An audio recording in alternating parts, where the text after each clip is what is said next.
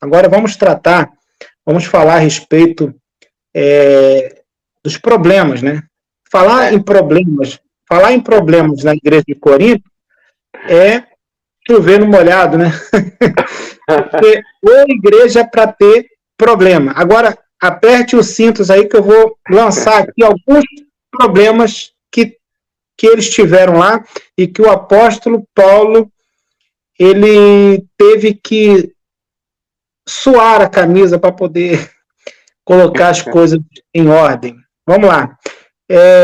Então, como eu já havia dito, né, alguns historiadores, teólogos, eles apontaram que foram não só 2 cartas, mas 5, né? Mas vamos tratar dessas 2. Enquanto esteve 3 anos de ministério lá em Éfeso, na cidade de Éfeso, ele recebe informações de como que estava indo muito mal a igreja de Corinto. Então, ele escreve a primeira carta, um ano depois escreve a segunda, e para tratar de problemas relacionados a individualismo.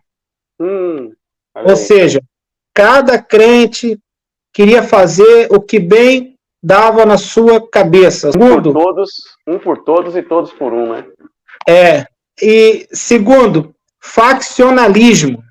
Isso aqui, o individualismo é ruim? É um problema? Porque nós somos um corpo, né? A igreja é um corpo, onde a cabeça é Cristo. A cabeça da igreja é Cristo. Nós somos membros do corpo. Nós temos que trabalhar em coletividade. Individualismo na igreja não pode ter, jamais. Tá? Faccionalismo é uma questão muito pior. Por quê? Faccionalismo tem a originalidade lá do céu, quando Lúcifer resolveu. É um sentimento faccioso, é um sentimento do próprio Lúcifer, né, que teve por usurpação, querer ser igual a Deus. Então ele cria um montinho, né, para poder tentar, e não sei realmente eu não sei o que passou na cabeça de Lúcifer, realmente eu não sei o que ele pensou, né, que ele se ele poderia combater contra Deus. Eu não sei o que ele pensou, mas vamos lá. Criava-se montinho na igreja, panelas, grupos fechados dentro da igreja. Talvez eu esteja falando da igreja atual, mas é da igreja de Corinto, tá? Por ser uma colônia romana, e as leis e os costumes romanos eram importantes, especialmente entre as classes mais altas, né? Mas muitos deuses e muitos senhores encontravam um lar ali em Corinto. Para você ter uma ideia, era um lugar de destino para oradores profissionais, itinerantes, que cobravam ingresso para suas animadas exibições retóricas e aconselhavam pessoas sobre como progredir socialmente. Se você está achando que é algo parecido com os dias de hoje, é lá na igreja de Corinto, tá, irmão? Estou falando aqui da igreja do 1º século, da era cristã. Aí, como eu falei lá atrás, evangelista, que parece que as coisas que aconteciam lá estão voltando, né? É só você parar e analisar o que eles estavam combatendo lá. O que o apóstolo Paulo teve que combater. Atualmente, né, nós conhecemos esses camaradas, né, que cobravam ingresso para eles verem, para eles aplaudirem o homem, né, as suas retóricas e as suas ilusões socialmente. Paulo, Priscila e Áquila, amigos de profissão, passaram 18 meses, como eu já tinha dito, 18 meses, 1 ano e meio em Corinto, no início da década de 50. Você está registrado isso lá em Atos, capítulo 18, versículo 19, capítulo 16, versículo 19. Apolo também era um hábil apologista. E o que é ser um apologista? Um defensor da fé, um defensor do evangelho. Esteve também em Corinto, né? Teve também uma carta de Paulo que se tratava da imoralidade sexual. Isso na igreja, tá, irmãos? Isso na igreja. Como que a igreja estava? Na imoralidade sexual, ou seja, muitos problemas a serem resolvidos. Problemas teológicos, como temas sobre casamento, divórcio, participação em religião pagã, ordem no culto coletivo, ressurreição corporal dos cristãos, isso no capítulo 7 da primeira carta de Coríntios, capítulo 7, versículo 1, capítulo 8, versículo 1, você pode depois estar analisando, capítulo 12, versículo 1, capítulo 15, versículo 12 a 35, que relata tudo isso que eu estou falando. Os coríntios precisavam romper radicalmente com a impureza, ou seja, um dos grandes problemas da igreja de Corinto, impureza moral da sua cultura. Receberam todos os dons, uma igreja que tinha todos os dons, mas precisavam ser edificados no santuário de quem? Do Espírito Santo. Então, Paulo, depois que ele recebe a informação de tudo que estava acontecendo na igreja, a igreja estava dividida em grupos. Eram grupos que um defendia uma coisa, uma tese, outro defendia outra tese, uns diziam que eles tinham um argumento sobre casamento, divórcio, tal, essas coisas básicas, né? Ordem de culto. Então era uma guerra interna ali, onde uns queriam defender os seus líderes como, eu sou de Apolo, né? Uns eram de Apolo, que Apolo era um apologista, Apolo era um grande culto, se fosse nos dias de hoje, Apolo seria um grande pregador, né? Um influenciador, um homem que tinha muito conhecimento teológico, Apolo. Então, uns partiram para aqueles grupos, né? Aqueles grupos faccionistas. Uns partiram, uns se diziam, não, eu sou de Apolo. Aí outros, não, eu sou de Paulo. Né? Então, quer dizer, a igreja estava dividida e o grande problema da igreja foi problemas sociais, problemas teológicos, problemas de impureza, tanto corporal, como também impureza sexual. Ou seja, como eu havia dito lá atrás, no início, por estar localizado ali, naquela região, recebia influência. Aí é o problema da igreja, onde nós vamos ver, onde o apóstolo Paulo escreve aos Romanos, para que eles não pegassem a forma do mundo.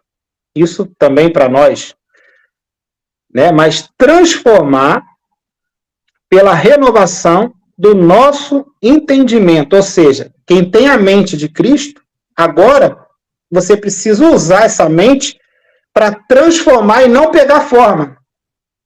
Por quê? Porque se a igreja pegar a forma do mundo, a igreja fica descaracterizada. E eu tenho um tema para outra live, que depois a gente pode até combinar de falar, que é a respeito da recuperando a imagem, retratando a imagem de Cristo. Porque o que acontece? Quando você pega a forma do mundo, você já sai, automaticamente você tira a imagem de Cristo. Está me entendendo? Então, é preciso que muitos crentes, hoje cristãos, precisam recuperar, ou seja, pegar a imagem de Cristo novamente e colocar. O apóstolo Paulo ele nos ensina isso, tanto na teoria como na prática, né? Ele era um homem que ele mesmo disse: já estou crucificado com Cristo e vivo. Não mais eu. Ou seja, como é que pode, né? Não mais eu, mas Cristo vive em mim. Ou seja, tudo que eu for fazer, agora eu vou fazer sobre a orientação de Cristo. Então, quando ele diz isso, que eu não vivo, quem vive é Cristo que vive em mim, nós temos que tomar, e uma das orientações para a igreja de Corinto era recuperar a imagem perdida. Então, a resolução, ô evangelista, para eu terminar minha fala aqui, é a respeito de recuperação. Certo. O apóstolo Paulo está tratando sobre isso. Vocês perderam a imagem. Agora eu preciso que vocês recuperem. Ou seja, vocês precisam recuperar a imagem de Cristo. Porque vocês estão se iludindo com falsos discursos, com falsos teólogos, discutindo a respeito de quem casa com quem, ou seja, casamento, divórcio, e várias questões que já eram para estarem lá na frente estão aqui atrás ainda. Ou seja, eles precisavam de uma renovação teológica na igreja de Corinto. Pastor Érico, esses problemas dito aí pelo missionário Márcio, e aí eu até fiz algumas anotações aqui, né, sobre a questão da impureza, litígio, sensualidade, que é o comportamento, né, da sociedade, pegando como base essa discrepância, né, ou essa descaracterização do humano no ponto do seu ponto de origem como ética moral, ética social. Outro adendo também interessante seria a gente ter a ética também voltada para o divino, e isso se perde, eu percebo que isso se perde através da entrada do Império Helenístico, porque o Império Helenístico ele tem um comportamento depravado que se estende depois através do Império Romano, que é o Império Greco-Romano, né, que são duas unificações aí, onde depois continua o Império Romano. E a gente vê esse mesmo comportamento na sociedade romana. A gente vê essa continuação, parece que a cartilha, né, os romanos continuam a cartilha do Império Helenístico, por exemplo. E aí eu queria entrar aqui num ponto específico com o senhor sobre a instabilidade familiar.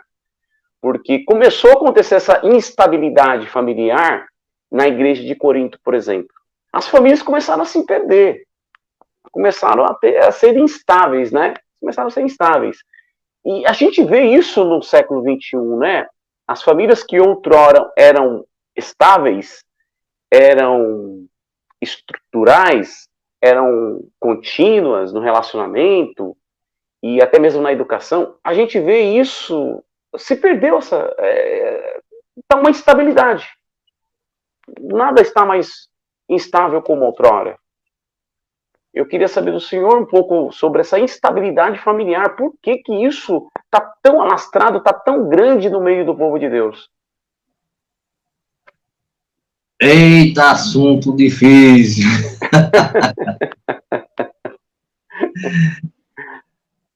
Mas, para iniciar isso aí, meu evangelista, eu queria falar que o porquê da instabilidade. Vamos lá. Como é que se santifica? A gente está vivendo uma época, e essa época está sendo representada pela igreja de Corinto. As pessoas acham que a santificação é individual, sabe? Então, eu me santifico, amém. Tu se santifica, amém também. Se tu conseguir a santificação, amém. não existe mais a santificação em comunidade. E isso traz isso tudinho que o senhor acabou de falar. Então, desestabiliza o lar, desestabiliza casamento, desestabiliza família, amizade, tudo isso, porque você está numa igreja onde você não consegue mais a santificação de nenhum corpo, mas só as pessoas acham que a santificação é os membros e não o corpo. Sabe? Se a santificação não existir no corpo, os membros perecem, porque os membros não conseguem se santificar na sua individualidade, como o nosso missionário Márcio falou. Não pode existir individualidade. A gente está num corpo. Então, o corpo funciona por completo. Não funciona na individualidade. Porque a mente dá sinais para a tua mão funcionar, a mente manda sinais para teus pés funcionar, tuas pernas funcionar, para as falanges dos teus dedos funcionarem, sabe? Então, a santificação no todo... Eita, está descarregando meu celular. No todo, ele traz uma vivência maior. Então, no casamento, mas meu esposo não é evangélico, a minha esposa não é evangélica. Foi um dos problemas que acontecia lá em Corinto, que Paulo, ele transcreveu, né? A gente está hoje aprendendo com os erros da igreja de Corinto. Então, meu marido não é crente, minha esposa não é crente, mas a Bíblia diz que você santifica. Olha, porque é unidade, não é individualidade. Você santifica o teu marido, você santifica a tua esposa, sabe? Mas hoje a gente não está vivendo isso. A gente está vivendo cada um por si e Deus por todos. Pega ali para mim. Isso está errado, sabe? Não, eu não santifico o meu lar, eu não santifico a minha família, eu não santifico meus filhos, sabe? Porque as pessoas estão agindo nas suas individualidades. A salvação é individual. Sim, a salvação é individual, mas a santificação pode ser coletiva, sabe? Você pode se santificar com um parente seu, você pode se santificar com a tua esposa, você pode se santificar com seus filhos, você pode se santificar com seus amigos, com a liderança da igreja. Vivendo uma época que as pessoas estão se isolando, porque acha que viver o evangelho sozinho é melhor. É o mais correto. Não se vive o evangelho só, sabe? O evangelho não foi criado para você viver sozinho. O evangelho foi criado, Deus trouxe a existência, trazendo o seu filho, para a gente aprender a viver em comunhão. Para a gente aprender a viver um precisando do outro. Muito bom. Eu quero ainda me prender um pouco à parte do litígio. Eu fiz aqui uma observação. Enquanto o missionário trazia o terceiro tópico, né, sobre os problemas, pontuando, eu fui fazendo algumas pontuações aqui, e eu quero chamar aqui o Eduardo para me discutir comigo sobre o litígio. Eu até coloquei aqui o que é o conflito de interesses, né? Que esse conflito de interesses na igreja local, em Corinto, sobre a questão da contenda, como havia dissensões no meio deles, né, essa dissensão, e essa pendência, né, que aí se tornou que uma pendência para com Deus, né, porque se você está pendente em algo, se eu tenho minhas contas pendentes, eu estou pendente com o meu credor. Eu não paguei a conta, né, a conta chegou, eu não paguei, então estou pendente com ele, eu devo satisfação para ele, porque se eu não der satisfação, se eu não cumprir com o meu direito de honrar o meu compromisso com ele, vira caso judicial, que é justamente para essa parte do litígio. E aí, Eduardo, me ajuda a fomentar essa pendência, né? Essa falta de interesse do povo andar no que realmente Paulo estava demonstrando, né? E se você consegue lembrar alguma coisa da igreja na Reforma Protestante, né? Porque havia também interesses pela igreja apostata, porque a gente bem conhece na história que ela se lucrou por conta de cobrar indulgências, né? E ela enriqueceu através disso. Além de cobrar os seus impostos, ela ainda enriqueceu através dessa coletoria, que era um interesse estatal, né? Interesse de poder. E me ajuda a entender, então, um pouco mais historicamente aí pelo campo da história. Que a minha cabeça é assim. Amém, evangelista, amém. Sem dúvida, agora o senhor tocou realmente num ponto que tem total ligação com a reforma. Veja que situação, né? No capítulo 18, lá de Atos, quando fala daquela estadia de Paulo, cita um episódio que aconteceu entre aquelas pessoas que estavam ali, e Paulo presenciou e viu uma situação em que um homem foi levado, né, até um tribunal lá para ser julgado, né, ali no próprio capítulo 18, a partir do verso 12, né, que diz que, mais sendo Galho procônsul da Acaia, levantaram-se judeus concordemente contra Paulo e o levaram ao tribunal, e dizendo: este pessoal dos homens a servir a Deus contra a lei. E querendo Paulo abrir a boca, disse Galho aos judeus: se houvesse aos judeus algum agravo ou crime enorme com razão, vos sofreria. Mas se a questão é de palavra e de nomes e da lei entre vós, vede-o vós mesmo, porque eu não quero ser juiz destas coisas. E expulsou-os do tribunal. E tendo todos agarraram Sóstenes, o principal da sinagoga, e o feriram diante do tribunal. Porém, Galho nada dessas coisas o incomodava. Tem outra tradução que diz que ele foi espancado ali. Meu Deus. Né? Porque essa minha Almeida que eu li aqui é a ARC. Então, veja a que ponto levou, né, levar um caso ali de Paulo diante do procônsul, né, que era daquela cidade. Então, a gente não sabe, a Carta aos Coríntios não relata o que aconteceu com esses atos de litígio, né? Quais foram as consequências deles dentro da igreja, o que os irmãos sofreram, veja. E Sóstenes estava ali no meio, né, daqueles homens, ele era um dos principais da sinagoga, né, e acabou sendo espancado. Meu Deus. Acabou sendo espancado como consequência. Talvez, evangelista, me permita aí eu usar talvez essa palavra. Se a gente for refletir sobre a reforma protestante, eu acredito que essa seria uma certa mancha desse movimento que aconteceu, que foram aqueles que eram até estavam ali junto com Lutero, só que acreditavam que a reforma ela deveria ser radical, deveria ser um movimento,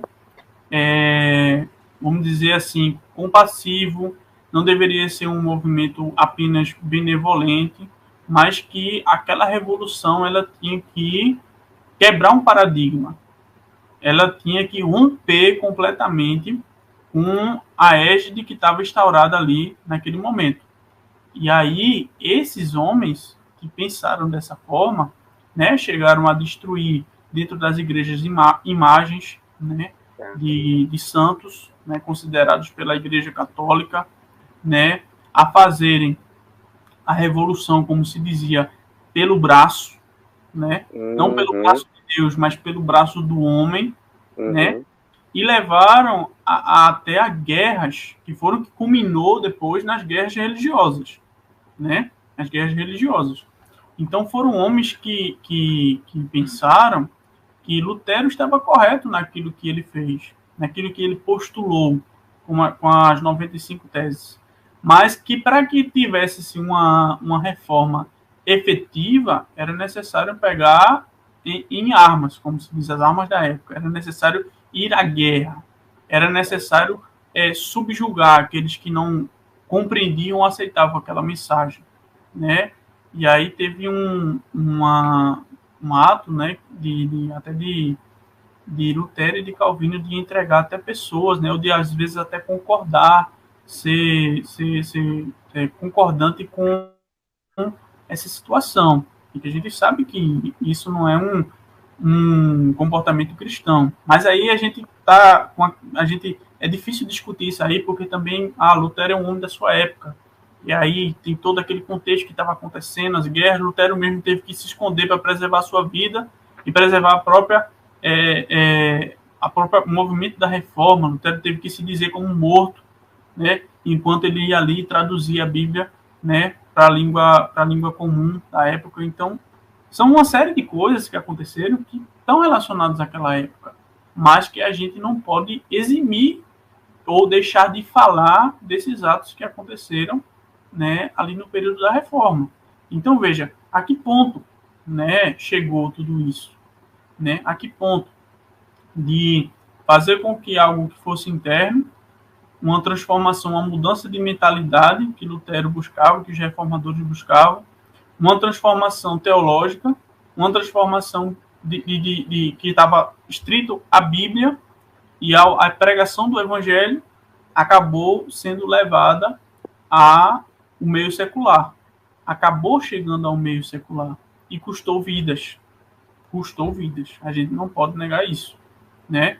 Enquanto que do outro lado, os católicos, que também são cristãos, como a gente era o cristianismo da época, certo? Da época ali da Reforma, também teve seus agravos quando tentou reprimir o movimento reformado a partir da força. A partir da força. A Inquisição, certo? A gente não pode deixar de falar da Inquisição.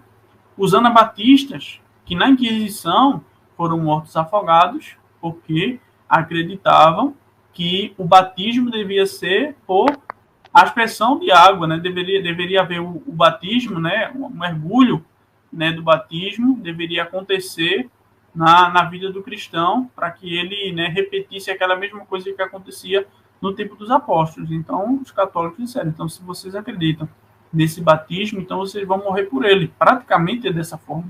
Vocês vão morrer por ele. Então, aqueles homens deram a sua vida por essa mensagem e morreram por ela também, se a gente pode assim dizer, né? É como se fosse pagar com a própria língua, no ditado popular.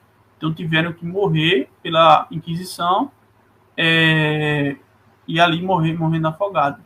Então, é triste a gente pensar, né, qual é a tamanha condição que as coisas podem chegar, né?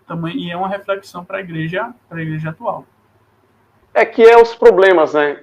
Cada período aí, cada contemplação da igreja na história, passado, presente e futuro, porque no futuro também teremos problemas, né? Haverá problemas aqui no mundo. E os problemas desde os primórdios, desde a queda de Adão. Já começa na origem, né, missionário Márcio? Já começa na origem, desde a queda de Adão. Já é um problema, né? Exatamente. A promiscuidade era muito forte em Corinto. Daí, então, pode-se dizer que uma das preocupações do apóstolo Paulo a respeito da promiscuidade, por ter ali na cidade de Corinto um templo da deusa Afrodite. Agora eu lembrei o nome dessa peste. Em Éfeso tinha lá da Diana, né? E em Corinto a Afrodite, ou seja, duas deusas que atuavam no templo, e nós vemos que eles, infelizmente, né? Sabe o que acontece, evangelista Fernando, diácono Eduardo e pastor Jacques? O grande problema da igreja, tanto antiga, primitiva, da igreja reformada, um dos grandes problemas é a influência. O que acontece? Uma das estratégias do inimigo hoje é distrair as pessoas com outras coisas, tipo assim, o mundo tem muito atrativo. Então, qual é o maior papel, o principal papel da igreja hoje? É você influenciar, ou seja, é você pregar o evangelho e não se misturar, né? Então nós somos o quê? Sacerdote santo, propriedade exclusiva do Senhor, povo eleito, povo adquirido. Então qual o papel do inimigo hoje? É distrair e colocar coisas, influências, colocar coisas para tirar, né, a atenção do povo. O povo está olhando para Cristo. O povo está olhando para Cristo. O papel do inimigo é fazer você tirar o foco. Ou olhar para o lado. Olhar para o lado significa o quê? Você olhar para as coisas que vão tentar. Um dos problemas do ser humano são os olhos. Nós vemos que um dos principais órgãos, né, que nós temos, e é pela visão, né, que nós somos atraídos. Então nós temos que ter muito cuidado, isso se tratando de igreja, com aquilo que nós vemos, com aquilo que nós focamos. Então, o que Jesus quer de mim, o que Jesus quer da igreja? Que foque nas coisas do alto. O apóstolo Paulo também disse sobre isso. Pensai nas coisas que são do alto e não as que são terrenas. Então, agora nós vamos... a Gilda Santos deixou um comentário aí que a respeito daquilo que nós estamos falando, da igreja. Infelizmente, Gilda Santos, boa noite, a paz do Senhor. Infelizmente, aquilo que aconteceu lá atrás é o que acontece hoje. E nós vemos que não tem nada de novo embaixo do céu. Então, nós vamos voltar, parece que estamos voltando, né, a ver as coisas que não eram para acontecer. E a teologia da carta, que se refere, que o apóstolo Paulo ele tenta tratar, e vai tentar tratar com a igreja de Corinto. Um abraço aí para o pastor João, acho que ele está conosco aí. Deus abençoe. Então, a teologia é para tratar de assuntos concernentes à igreja. Porque o papel do pastor Jacques, o papel do pastor é ensinar, é doutrinar, é levar o povo até Jesus. Né? Foi o que Jesus falou para Pedro, lembra? Se eu não me engano, foi em Marcos. Não, João. Não me engano, me falha a memória agora, 16. Que Jesus disse para Pedro: Pedro, tu me amas? Sim, te amo, Senhor. Aí fez essa pergunta 3 vezes, e após essas 3 perguntas, Jesus vira para Pedro e fala assim: então tá bom, apacenta as minhas ovelhas. Ou seja, cuida delas. Você vai ser o primeiro, você vai ser o promissor, você vai conduzi-la. Né? E o papel do pastor é esse. O apóstolo Paulo, na sua teologia, ou seja, nas suas cartas, tanto para a igreja que nós estamos tratando hoje, depois a gente pode até falar de outras, mas da igreja de Corinto. Primeiro, eu anotei aqui, a igreja é o santuário onde o Espírito de Deus habita. Eles precisavam entender. Por isso, as pessoas que constituem a igreja devem trabalhar pela unidade. Olha aí o que o pastor Jacques falou. Todos nós temos que trabalhar pela unidade da igreja. Né? Edificando-se mutuamente O pastor Jacques falou sobre isso. A edificação espiritual tem que ser mútua, ou seja, de todos nós. É um corpo. Você já, evangelista Fernando, você já machucou o dedo minguim do seu pé? É complicado.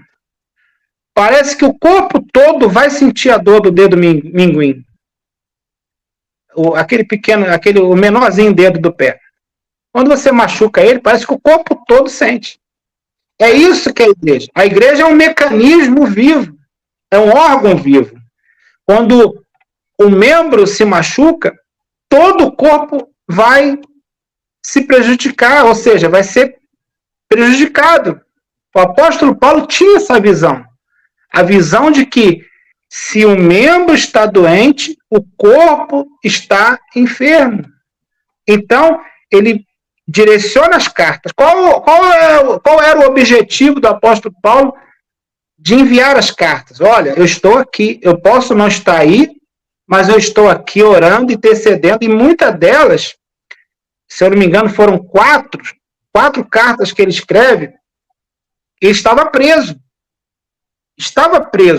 mas estava tratando, cuidando das igrejas.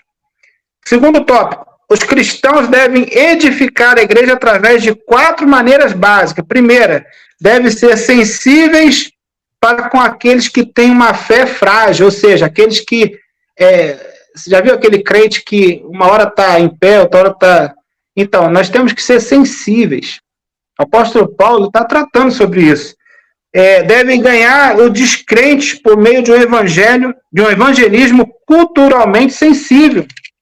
Ou seja, nós temos que evangelizar, tratar, principalmente em áreas difíceis de serem controladas, né? Quem mora em comunidades.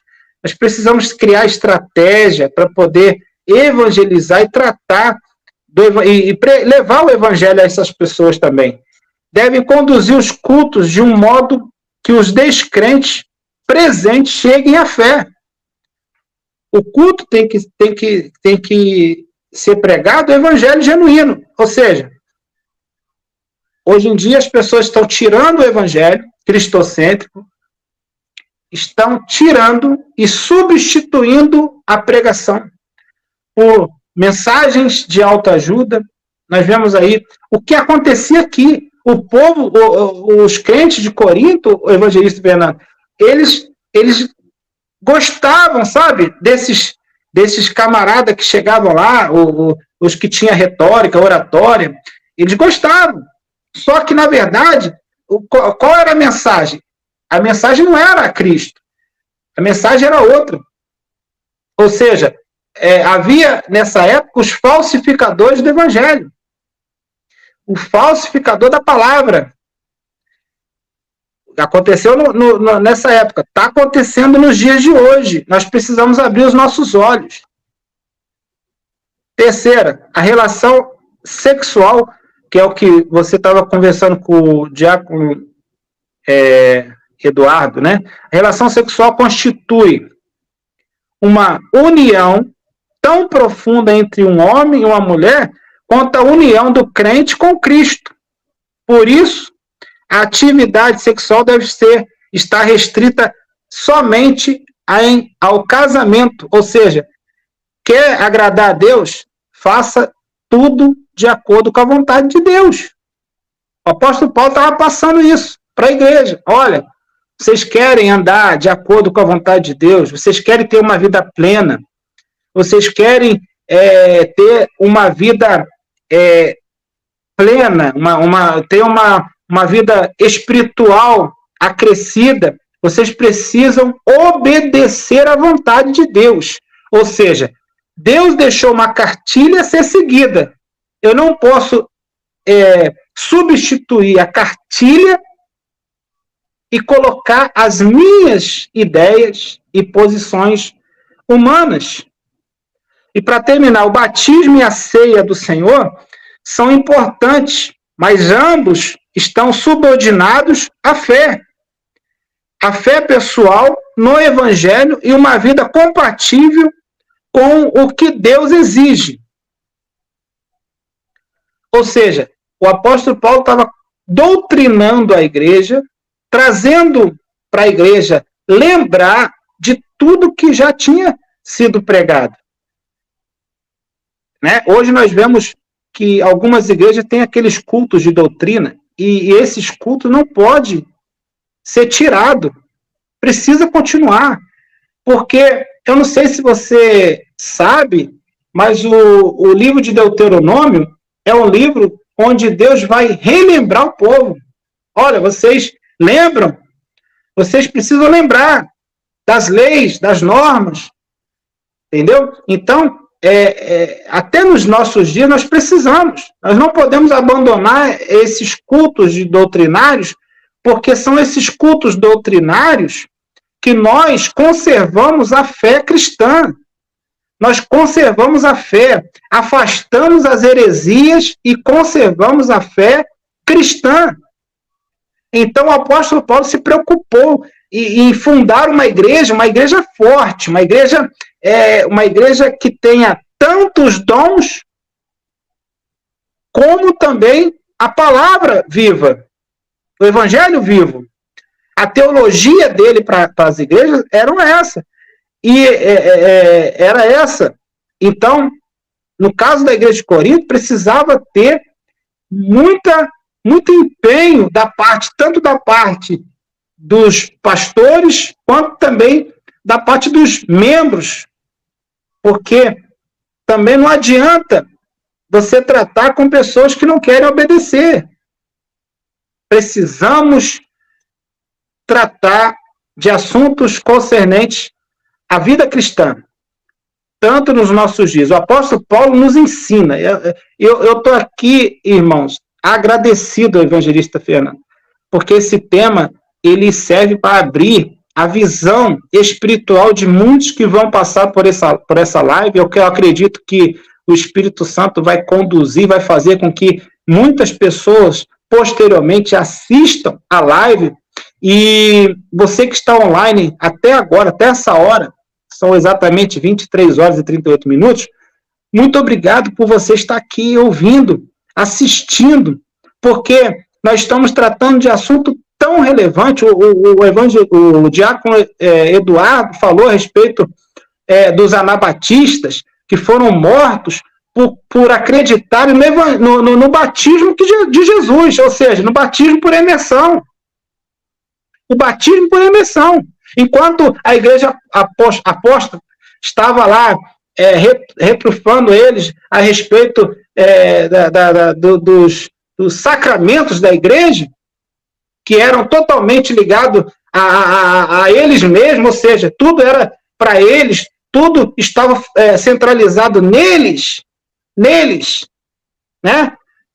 O evangelista Fernando falou sobre as indulgências que eles faziam, vendiam coisas santas, ou seja, pegavam coisas e vendiam, comercializavam, né? Eles pegavam também, eram capazes de pegar ossos de profetas, ossos de apóstolos que já tinham morrido, um pedacinho da cruz de Cristo, e vendiam descaradamente. Eles eram capazes também de vender terrenos no céu.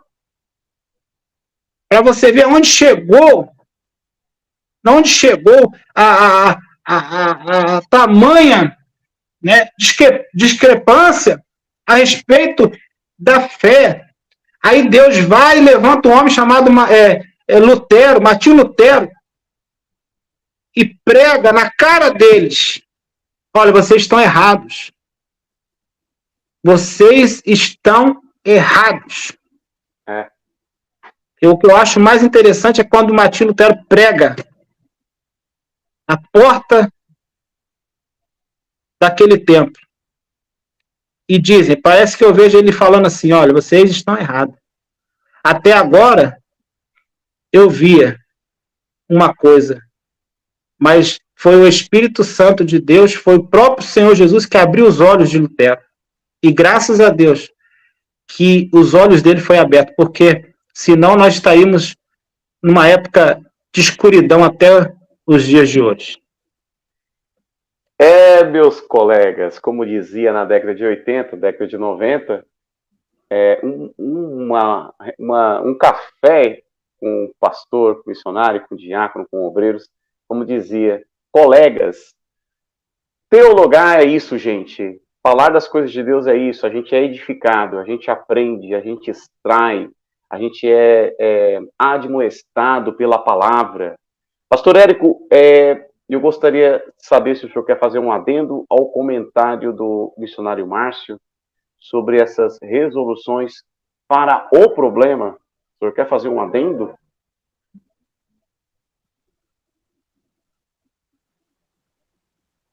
Meu amado evangelista, ele foi bem taxativo naquilo que foi falado aí.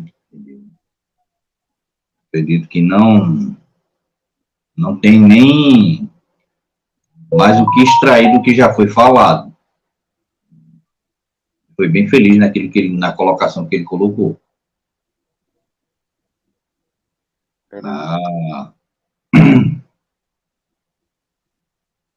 O diabo, ele imita muito Deus. Ele imita muito. Vocês estão lembrados do que os judeus, os sacerdotes, né? Quem usava muito era o sacerdote. Então, o sacerdote usava algo chamado de filatérios, que era uma caixinha com uns textos que ele botava na testa e umas faixas que ele enrolava também na sua mão direita com os textos bíblicos. Quer dizer, o texto, no caso, seria do Torá. E o diabo, ele também imitou, porque a Bíblia diz que no livro do Apocalipse, a marca da besta vai ser onde? Na testa ou na mão?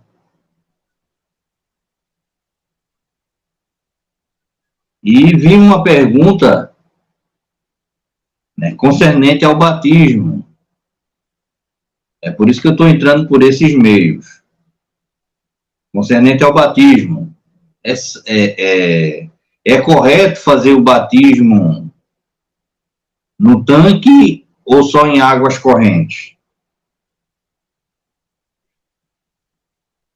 Como eu falei no início da minha fala que o diabo ele gosta de imitar, quando Deus pega Filipe e faz Filipe correr atrás daquele carro, ali não existia, acredito eu, porque estava num deserto, não existia um rio, embora que Deus abre rios no deserto. Mas naquele momento não existia um rio, mas eu acredito que surgiu ali um lago, que existia ali um lago. E Filipe batizou aquele eunuco naquele lugar. Batizou, tirou-lhe da água, ele voltou a caminhar. Então, eu acredito que a gente pode batizar num tanque. Pessoas num tanque batismal. Porque o diabo ele gosta de imitar. E ele colocou até um nome de uma entidade para o rio. Entende? Estão me ouvindo? Sim.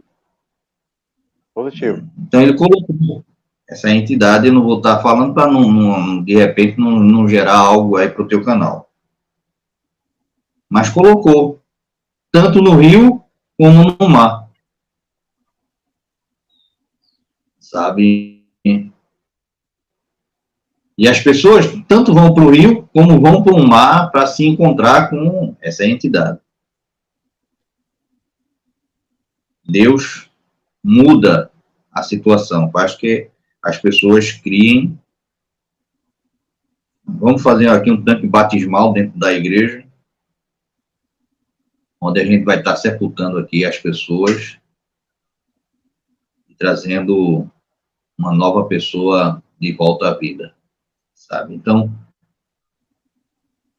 podemos batizar no rio, podemos batizar no mar, podemos batizar também em tanques, né? Mas o que vale não é apenas o ato do batismo, mas o que vale é a intenção, sabe? É a pessoa que realmente quer ser transformada, porque a gente está vivendo muito de placa, né? Ah, não, eu tenho meu cartão de membro de tal igreja, sabe? E as pessoas não estão conseguindo mais fidelizar-se, não suportam mais prova. Ah, eu faço parte lá na igreja do missionário Márcio, mas de repente ele falou algo que não me agradou, eu vou lá para a igreja do pastor João Carlos. Entende? Que as pessoas não conseguem mais ser direcionada. Ah, não, ele conhece minha vida, foi da carne. Ah, não, ele conhece o meu trajeto, isso não foi de Deus.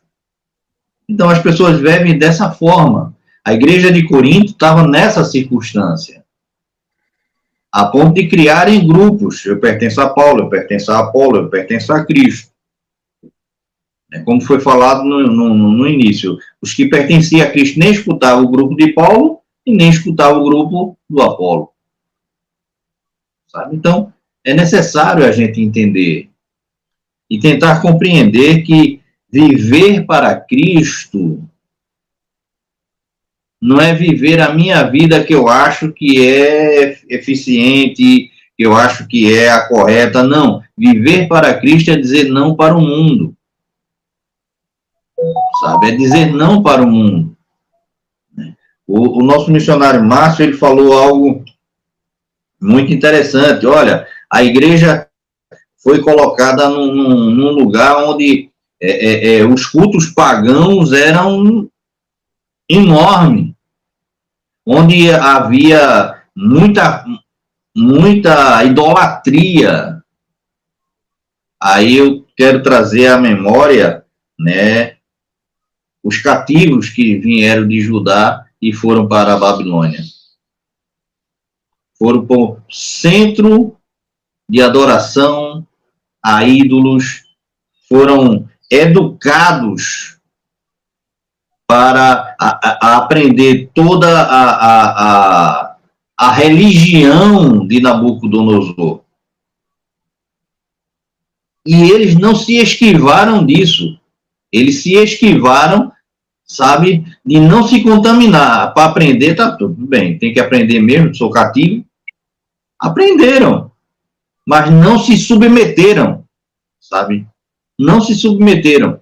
Então, quando o apóstolo Paulo abriu aquela igreja ali, né, aquela sinagoga ali, então ele estava dizendo assim, olha, a gente vai ensinar. Vamos mostrar o Cristo ressurreto. Vamos mostrar que ele transforma. Então, quando começou a ter as mudanças, né,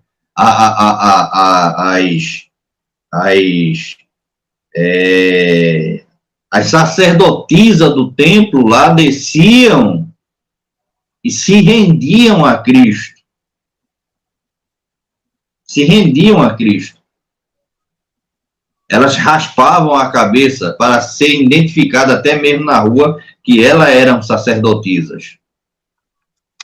Para não ser confundida com as mulheres locais. Aí o apóstolo Paulo pede para que haja o véu, para que elas não sejam mais confundidas como sacerdotisa da deusa, mas agora como cristã, porque elas usavam o véu branco. Forte, hein? Usavam o véu branco. Aí o que é que acontece? Outra coisa que eu queria falar, para a gente finalizar aqui, para não ser tão longa a minha fala. A parte sensual da mulher. Qual é a parte sensual da mulher? As pessoas acham que é o seu corpo, não, mas a parte sensual da mulher é o seu pescoço. Então, o véu cobria isso, o cabelo cobre isso, sabe? Mas tem as irmãs de Pitó. Ela não entende. O Pitó deixa livre aquele acesso, sabe? Deixa livre aquele acesso. E o véu cobre isso, o cabelo cobre isso. Verdade. A mulher que te preza, amado, isso é até um tabu, né? Porque eu aceitei a Cristo na década de 80, e na década de 80 o Pitó era a identificação da mulher de oração. Né? É que a irmã de círculo de oração só andava de Pitó, entende? Né? Mas deixa vulnerável essa parte. Verdade. Então, o cabelo longo, sabe, cobria tudo isso. Então, o apóstolo Paulo tinha até esse cuidado, irmão. E a gente temos que ter esse cuidado, como pastores, como pessoas que têm uma certa liderança na igreja, devemos ter esse cuidado. Olha, irmão, vigie, olha, irmão, vigie, entendeu? Eu peguei um pouco da igreja velha, eu sempre falo, peguei um pouco da igreja velha, onde tudo era pecado, onde tudo era taxado como pecado e batido ali o martelo e ponta virada. Mas hoje as coisas mudaram muito, sabe? Verdade. Mudaram muito. Hoje a normalidade dentro da igreja está terrível, irmão. As pessoas não conseguem se vestir bem, sabe? Se veste, sabe que aquela roupa é curta, mas fica puxando durante o culto, o tempo todo puxando a saia, sabe? Achando que a saia é um chiclete, pelo amor de Deus. Então, é necessário a gente ter essa compreensão. A gente está dentro da casa do Senhor, a gente está num local que o Senhor reservou para a adoração. Então, meu corpo é a adoração daquele lugar. O meu corpo vai levar a adoração para Deus naquele lugar. Então, como me comportar? Sabe? Como é que eu vou ser visto? Como é que eu vou ser olhado? Entende? Então, que o meu corpo não venha trazer a sensualidade, mas venha trazer a glória. É o que a gente está precisando. De corpos para a glória de Deus. Obrigado, pastor Érico. Missionário, podemos entrar... Vamos fazer esse quarto tópico, então, e finalizar com ele, né? Seria a teologia? Ou você quer... Pode ser. Pode ser, né? Aí a gente já fala, dá aqui os resumos aqui da final, né, da carta. Eu quero só estar trazendo em pauta aqui a fala do pastor Jacques, é muito importante, ainda mais ele sendo um pastor, né? E toda a carta aos Coríntios se resume uma só questão, a questão pastoral. É o cuidado do pastor com as ovelhas. Cuidado do pastor com os membros. Porque o que nós mais vemos hoje são igrejas sendo fundadas que os membros ficam à mercê das coisas, de tudo, parece que eles abandonam, né? Ficam à mercê das coisas que estão aí fora. Ou seja, se não criar uma igreja enraizada, fortificada em Cristo, muito provável dessa igreja desfalecer. Lá no Salmos de número 92, se não me falha a memória, deixa eu abrir aqui. Deixa eu abrir aqui.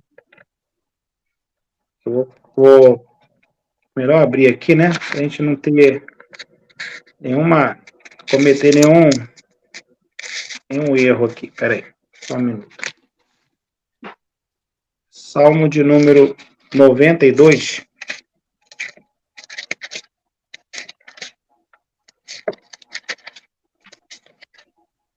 Vai dizer a respeito aqui.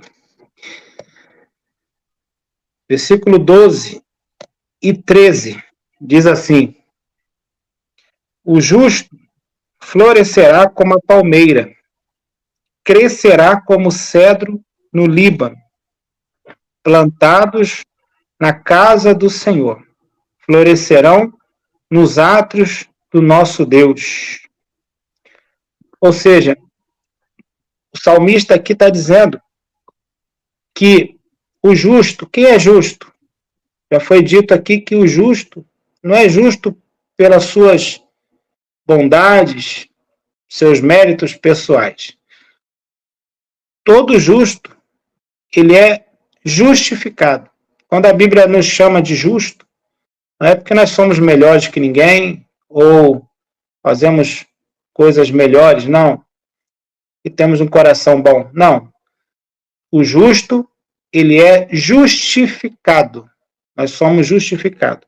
Aí o salmista diz que o justo florescerá como a palmeira. Uma das qualidades da palmeira é ela crescer. Ela cresce. Você vê que a palmeira ela não tem galhos. Ela cresce para cima. Então, uma das qualidades da palmeira é crescer. E ele está comparando o justo aqui com a palmeira, ou seja, o crescimento da palmeira tem que ser para cima. O apóstolo Paulo ele disse que nós temos que pensar nas coisas que são do alto. Aí o salmista diz assim: crescerá como cedro no Líbano. Outra comparação, o cedro do Líbano. O cedro do Líbano, não sei se os irmãos sabem, ele tem uma resistência fora do comum, ou seja, enquanto no intervalo de 1 ano e meio, ele cresce aproximadamente 1,5 metro para baixo e 12 a 13 centímetros para cima do solo. Quem vê o cedro, porque geralmente o cedro do Líbano, ele está localizado numa área onde tem neve, né? Onde há nevadas. Então, quando ele cresce, ele chega a crescer um pouco do solo para cima, quem vê pensa que ele vai morrer. Só que quando o gelo, no caso, a camada de gelo, ela vai derretendo, vai aparecendo ele ali. Por que ele não morre? Mesmo com o gelo sufocando ele? Porque a raiz dele está firmada para baixo. Então o salmista ele está comparando o justo. Olha, vocês são como a palmeira, pode o vento balançar, balança mesmo para um lado e para o outro, ela chega a envergar, mas não quebra, e vocês têm que ter a resistência do cedro, como o cedro do Líbano, que cresce resistente, ou seja, tem uma raiz resistente. Aí eu volto lá em Coríntios, no capítulo, na primeira carta, no capítulo 11, eu vejo o apóstolo Paulo dizendo para a igreja e chamando a responsabilidade para ele. Eu acho interessante isso aqui, pastor Jacques e diácono Eduardo. Eu acho interessante isso aqui, que o apóstolo Paulo, ele não dá desculpa, ele não fala para você procurar fulano ou beltrano, não. Ele chama a responsabilidade para ele. Ele vai dizer aqui, ó, no capítulo 11, sede meus imitadores como eu sou de Cristo. Sede meus imitadores como eu sou de Cristo. Vocês querem ter uma vida abençoada, uma vida regrada? Segue, olha para mim, segue, faz aquilo que eu estou fazendo. Para que vocês possam ter uma vida regrada. Porque um dos pivôs dos problemas da igreja de Corinto era esse individualismo, essa formação de grupos, né? Eu sou de Apolo, eu sou de Paulo, eu sou de Cristo. Então o apóstolo Paulo ele quis resolver esse problema dessa forma. Vocês precisam olhar para Cristo. Então, para vocês olhar para Cristo, olha para mim e me imita. Faz aquilo que eu estou fazendo. Ele chama a responsabilidade para ele. E no capítulo 13, para fechar, eu acho lindo porque ele vira para a igreja e fala, olha, vocês podem ter todos os dons. Só que está faltando uma coisa para vocês.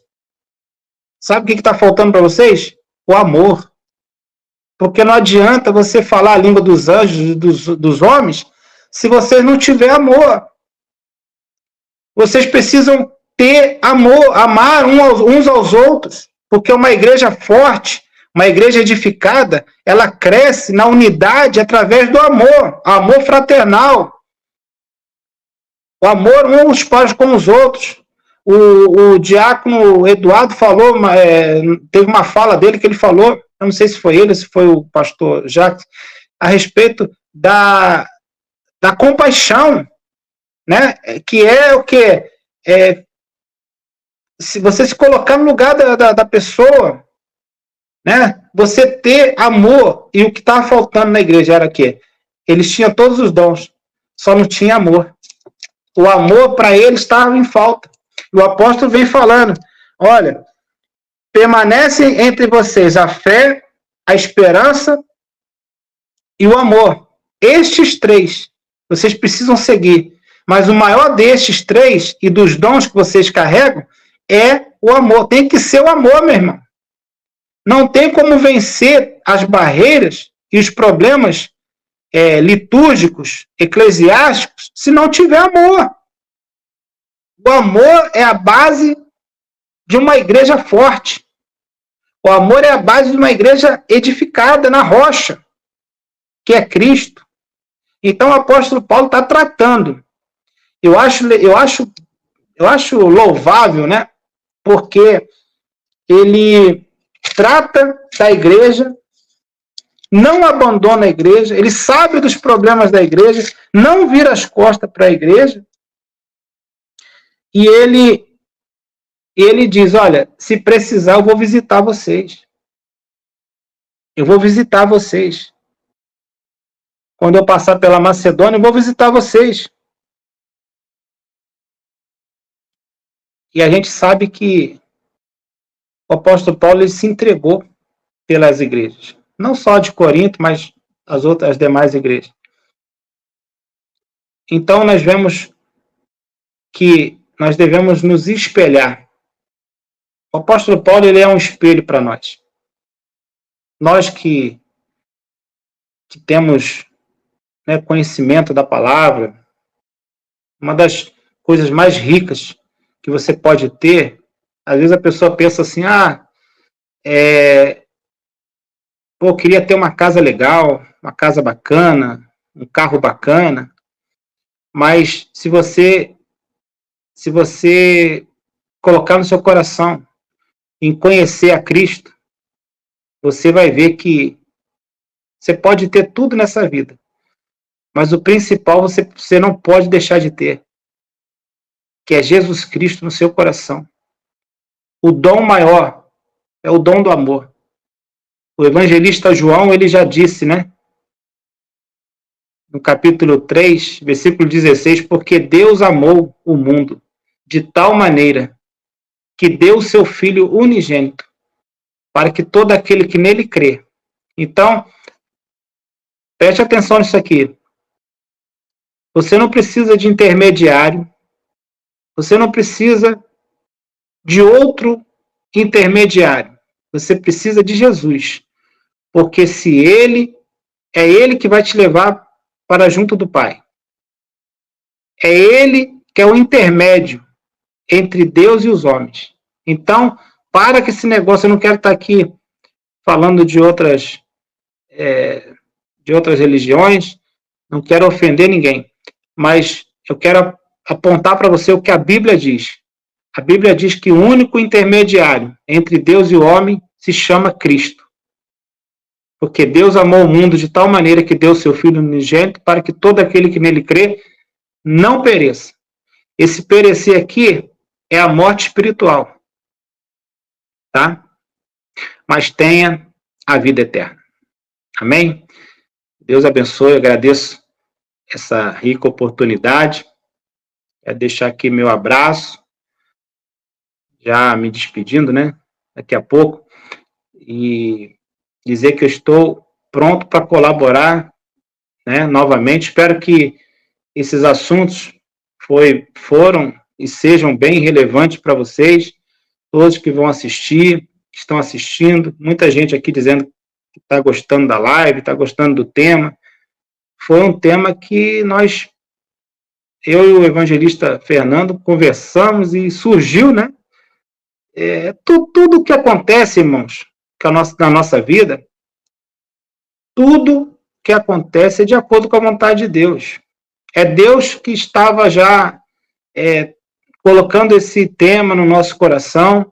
É Deus que chamou aqui o pastor Jacques, é Deus que chamou o diácono Eduardo, é Deus que preparou esse momento para estarmos aqui. Momentos riquíssimos. Coisas que você não ouve por aí, tá?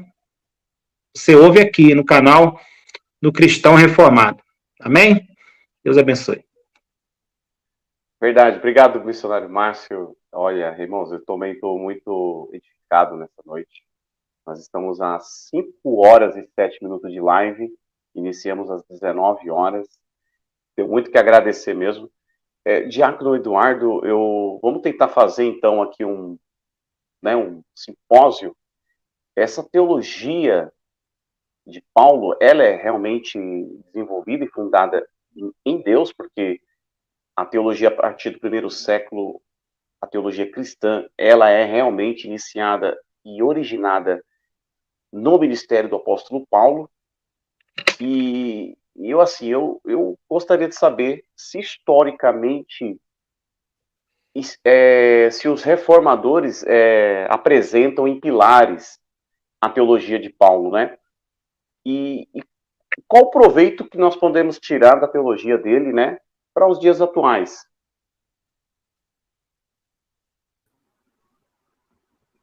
Evangelista, como já foi comentado, né?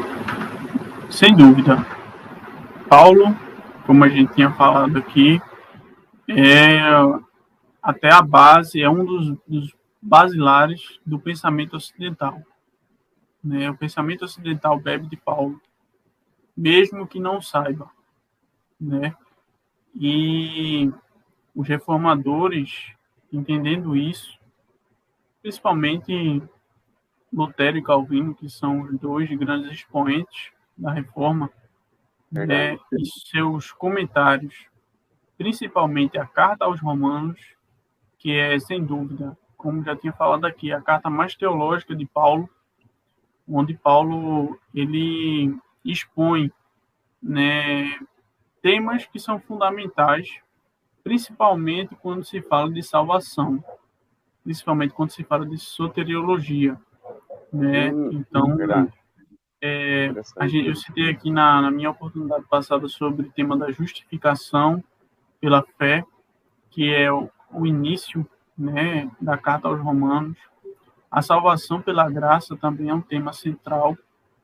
A questão da eleição, né, o tema da eleição também é central nos capítulos, né, que se desenrolam a carta aos Romanos, né, e homens que se debruçaram sobre essa carta para conseguir fazer aí um comentário que fosse cada vez mais abrangente.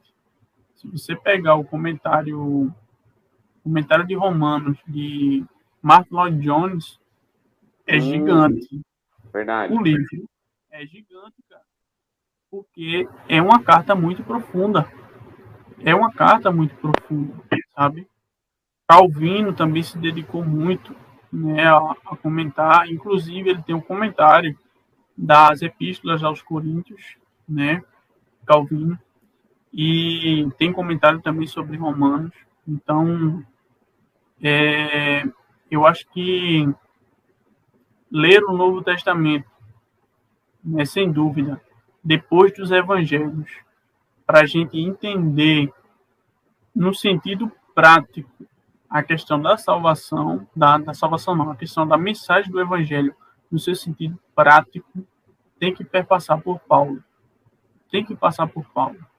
Né? As bases da teologia do Novo Testamento passam por ele. Né? O cara foi não tem, a gente não nem palavras para descrever a profundidade desse homem e a tamanha necessidade, como eu havia falado, dele para a época e para hoje.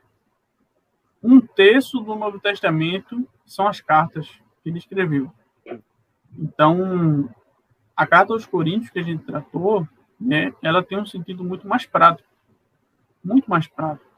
Mas se você observar os grandes temas da teologia, e sem dúvida, os grandes temas mais espinhosos, como eu falei, justificação pela fé, eleição, salvação, e até mesmo a segunda vinda de Cristo, grande tribulação, tudo isso está ali dentro das cartas de Paulo. E veja que Paulo, ele estava escrevendo para homens e mulheres da sua época. Ele estava resolvendo problemas da sua época. Só que Deus, ele não sabia que Deus estava se utilizando dele para que ele escrevesse aquilo, para que toda a igreja cristã, desde a sua época até os dias de hoje, e continuadamente até Jesus Cristo voltar, vai beber dos ensinos de Paulo.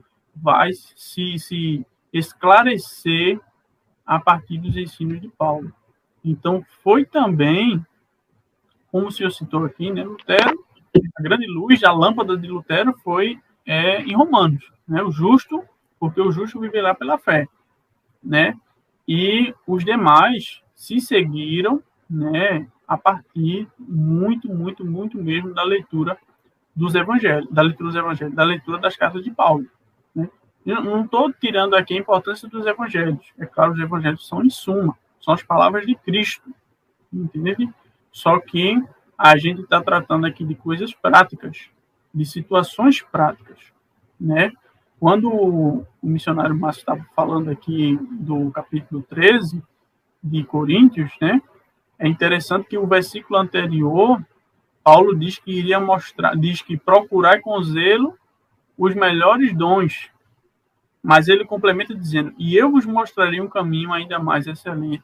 E ele faz aquela exposição sobre o amor, sabe? E ele coloca com veemência, esse é o caminho mais excelente.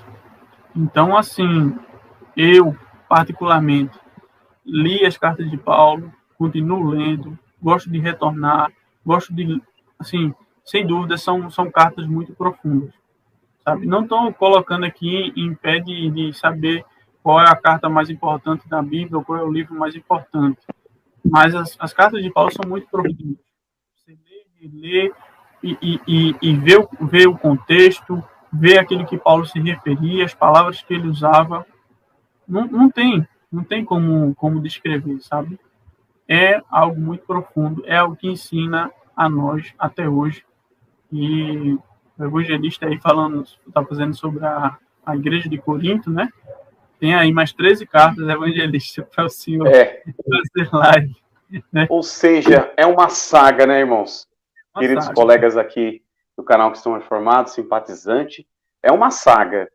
O apóstolo Paulo, para mim, na minha opinião, o apóstolo Paulo, dos apóstolos, sem sombra de dúvida, ele se destaca não por questão de soberba. A gente não vê isso nunca no apóstolo Paulo. Jamais a gente vai ver nele, pelo seu ministério, o auge que foi o seu ministério, pastor Érico. A gente nunca, jamais vai ver isso. Esse homem, o que esse homem tinha de humildade, pastor Érico? A humildade que era o apóstolo Paulo, a simplicidade, o objetivo dele, o amor dele para com a obra de Cristo. Por isso, né, o senhor frisou bem nas palavras, que ele carregava as marcas de Cristo, né, as marcas de Cristo. E justamente o cristão, a igreja, ela não é conhecida pela placa ou pelo luxo, né? Pelo luxo interno, pelo luxo também externo, que até pedras de Israel trouxeram para que tornasse o templo deles assim, né? Tão visivelmente falando aí, uma das 7 maravilhas do nosso país. Essas pedras trazidas de Israel deixaram aquele templo, né, tão lindo. Mas Jesus disse aos apóstolos que pedra sobre pedra não ficaria, né, que não sejasse derrubada, denotando o ano 70 depois de Cristo, a qual o Império Romano derrubou ali o templo, né, veio abaixo, né, as pedras de Jerusalém. Então, pastor Érico, a teologia de Paulo, ela é um ministério da palavra, eu posso dizer assim, eu acho que o ministério da palavra, eu acredito que está entre o peito e o coração do apóstolo Paulo. Eu só pediria para o senhor ler um texto para mim. Sim. Olha, ótimo. 1 Coríntios 9, 27. 1 Coríntios 9 e 27. 9 e 27. Opa, já abri aqui, já encontrei. Mas esmurro o meu corpo e o reduzo à escravidão, para que, tendo pregado a outros, não venha eu mesmo a ser desqualificado. Olha as palavras desse homem. Ô, glória! É tremendo, entendeu? É tremendo demais. Quer dizer, veja como ele se policiava. Veja como ele se policiava. Eu esmurro o meu corpo, quer dizer, primeiro o que eu vou falar tem que fazer efeito em mim. Sim. Para depois ir para os outros. Para quando chegar nos outros, que olhar para mim não ver reprovação. Sabe? É aquilo que Jesus ele falou, né? Olha, vocês colocam fardo que vocês não conseguem carregar nas costas dos outros. Então, a teologia que o apóstolo Paulo, inspirado por Deus, elaborou, ele primeiro fez que funcionasse nele. Aleluia. Para depois externar para os outros. E se não funcionasse nele, como é que ele iria pregar algo que ele não vivia? Sabe? Ele primeiro viveu 14 anos, vivendo, para depois externar. Essas são as minhas palavras. Quero, desde já, agradecer a oportunidade que foi me dada pelo senhor em ladear com o missionário Márcio, em ladear com o nosso diácono Eduardo. Eu não tenho palavras para agradecer. Eu fico de veras alegre por essa oportunidade. Pastor Érico, ainda fica comigo aqui mais 2 minutinhos, missionário Márcio. Nós estamos terminando, mas eu queria cantar com vocês o hino da harpa, Soldados Somos de Jesus. Será que a gente pode finalizar essa live cantando esse hino? Vamos embora. Evangelista? Sim, missionário. Posso só fazer um adendo dentro de tudo que vocês falaram aí, a respeito do apóstolo Paulo? Sim. Você comentou que o apóstolo Paulo é o apóstolo que foi um grande homem de Deus, e realmente ele foi muito usado por Deus. Quem começou, na verdade, foi Cristo, né? E eu costumo dizer que Cristo deu o pontapé inicial e os apóstolos, o apóstolo Paulo, ele foi indagado que ele não era apóstolo, né? Julgavam que ele também não era apóstolo, e ele foi tão humilde, né? Ao ponto de não, como o pastor falou, né? A humildade dele era tamanha que ele não se julgou ser melhor do que os outros apóstolos. E nós sabemos que do colégio apostólico, dos 12 apóstolos, ele foi o último, né? O apóstolo Paulo foi o último. Hoje nós vemos aí uma crescente de igrejas nomeando apóstolo fulano, apóstolo Beltrano, mas isso daí está totalmente fora da Bíblia, é antibíblico. Nós vemos que o último apóstolo foi ele. Né? Então, nós precisamos... o problema todo é a falta de conhecimento. A Bíblia diz, né? O próprio Deus falou, meu povo, ele peca, ele erra por falta de conhecimento. Quando você começa a conhecer, você vai abrindo a sua mente. Então, só para fechar, Jesus, ele chega ali em Cesareia e Cesareia de Filipe, ele chega em Cesareia de Filipe e ele vai não inaugurar, ele vai proclamar a igreja ali. A igreja vai ser proclamada ali. Porque nós sabemos que a igreja ela vai ser inaugurada em Atos, capítulo 2. Mas ela foi fundada, o mistério da igreja é fundado na eternidade. Mas Cristo, quando chega... Interessante que ele poderia proclamar a igreja em qualquer outro lugar de Israel. Mas ele sai do território para ir nas terras gentílicas, né? E ali, na terra de Cesareia de Filipe, ele proclama a igreja ali. Quando ele vira para Pedro, ele diz, olha, eis que tu és Pedro, tu és pedra, né? E eis que tu és Pedro, Simão, e sobre essa pedra edificarei a minha igreja, e as portas do inferno não prevalecerão contra ela. Ou seja, Jesus proclama a igreja ali, uma terra gentílica, ou seja, mesmo que a igreja esteja em qualquer determinado lugar do mundo, se a igreja tiver o fundamento, se o fundamento da igreja for Cristo, que é a pedra angular, a igreja vai ser fortificada. Você já parou para prestar atenção nisso?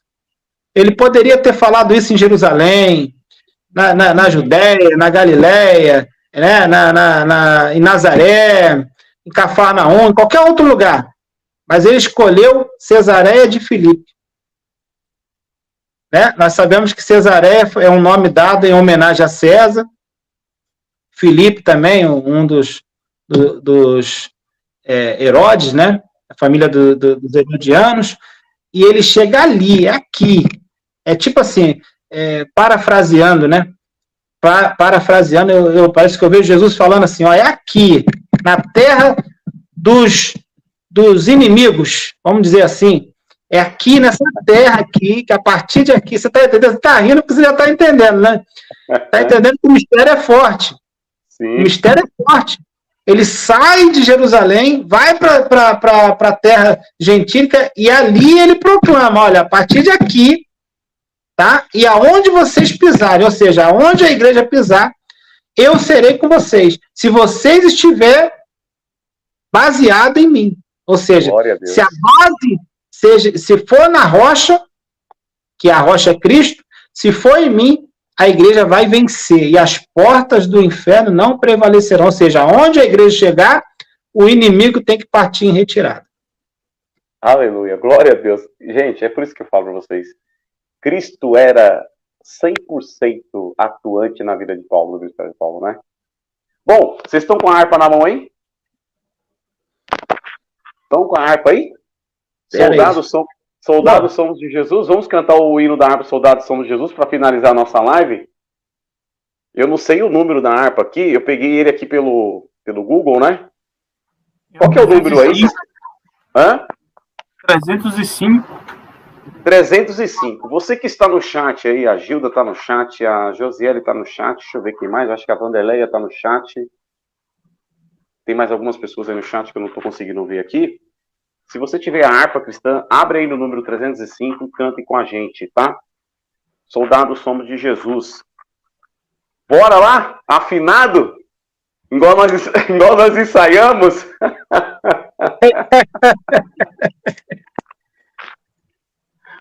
Quem vai puxar aí? Quem conhece consegue puxar aí? Que eu pego o caminho da carruagem. Soldados somos de Jesus e campeões os exércitos de Deus vai marchando pelos céus, lutando vamos combater o vil pecado e seu poder.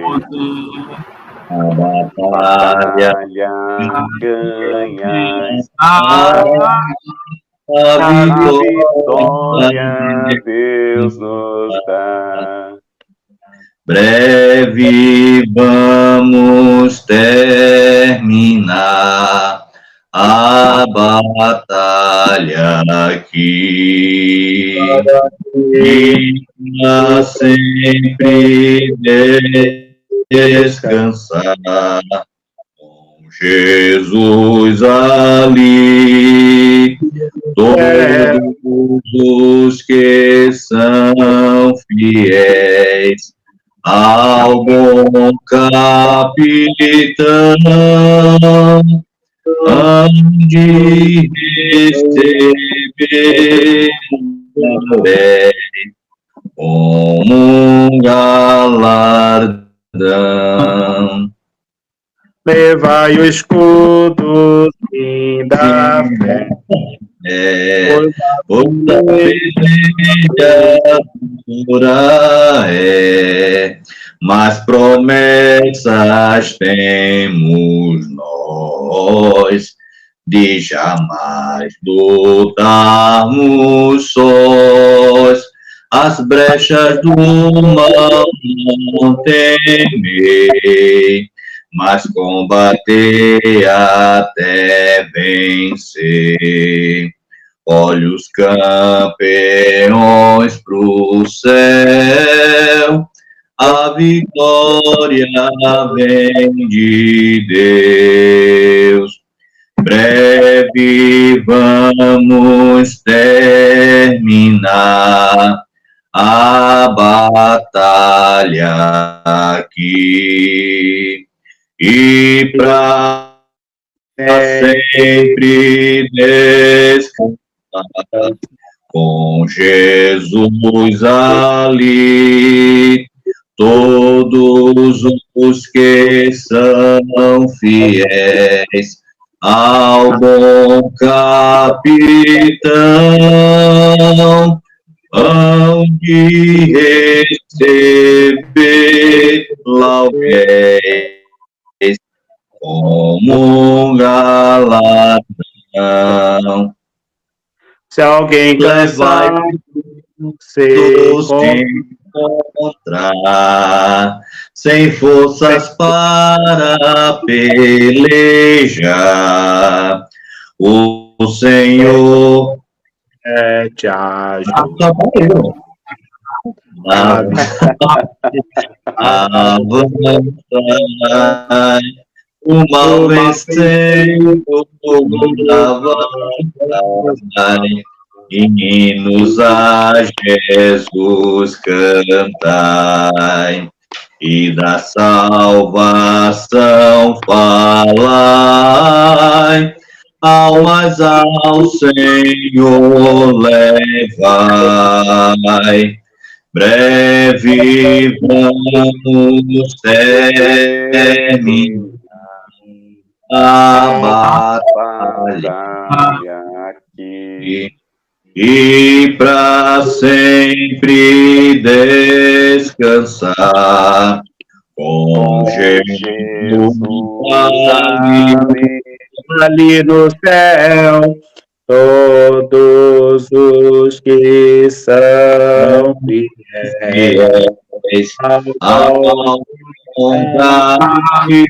capitão hão de receber lauréis como um galardão. Eita glória, é benção, viu? Olha, Diácono Eduardo, obrigado, paz do Senhor, um abraço. Missionário Amém. Márcio Leandro, muito obrigado, Deus abençoe. Pastor Érico Jacques, que também já faz aqui parte do meu coração, do meu peito aqui, um pastor que eu muito amo já em Cristo. É um pastor assim que tem me conquistado com esse amor de Cristo. Eu assim sou muito grato a Deus por toda essa alegria que Deus assim tem nos contagiado com esses servos de Deus, tá? A todos que passaram aqui no chat, Josiele, Gilda, Vanderlei, a irmã Nair, muitos irmãos que passaram aqui, aqueles que vão acompanhar aqui no gravado depois, Deus abençoe mesmo, muito obrigado de coração, vocês ficarem comigo até 00:30, estamos adentrando aí o início da segunda vigília, viu? Tá bom? Missionário Márcio, um abraço. Um abraço, meu querido, um abraço para o pastor Érico Jacques, Diácono Eduardo Freitas, evangelista Fernando Silva, um forte abraço, foi um prazer enorme participar dessa live. Conte comigo para outras lives, tá bom? Que Deus abençoe a todos, uma boa noite, obrigado por você ter ficado conosco até essa hora, e por você que vai assistir no gravado também. Olha, pega lá do início, eu tenho certeza que Deus vai edificar a sua vida. Amém? Que Deus abençoe. Fique na paz. Amém. Até a próxima, se Deus quiser. Vão lá depois no canal dos nossos irmãos, compartilhe o vídeo, deixa lá um joinha de vocês, um comentário, compartilha mesmo. Comente o conteúdo, viu? Comente o conteúdo. Nada de ficar abracinho, deixei likeinho, não. Conteúdo, comente o conteúdo, tá? Queridos, um beijo, um abraço no coração de vocês em Cristo Jesus, tá? Até a próxima, tá? Deus abençoe. Amém.